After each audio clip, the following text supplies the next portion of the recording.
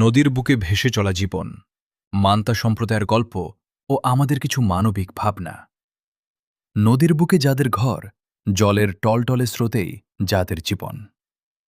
ভোলা থেকে বরিশাল যাওয়ার পথে লাহারহাট ফেরিঘাটের আশেপাশে চোখে পড়া এই মান্তা সম্প্রদায়। ভাসমান বেদে মানুষ প্রকৃতির সাথে লড়াই করে বছরের পর বছর বেঁচে থাকে। তাদের ছেলেমেয়েরা শিক্ষার আলো থেকে বঞ্চিত এবং এদের পুরো জীবনযাত্রাই আবর্তিত হয় নদীর বুকে।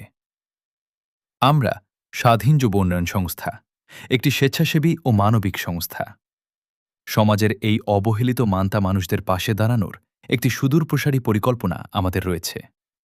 ভবিষ্যতে আমরা তাদের জীবনমান উন্নয়ন, তাদের শিশুদের শিক্ষার ব্যবস্থা এবং বিভিন্ন প্রশিক্ষণের মাধ্যমে তাদের স্বাবলম্বী করে তদলম্বী করে তোলার মতো মানবিক কার্যক্রম শুরু করার কথা ভাবছি। গল্পকথা ও ভাবনায় মোহাম্মদ রাকিবুল ইসলাম, রুবেল, নির্বাহী পরিচালক, স্বাধীন যুব উন্নয়ন সংস্থা।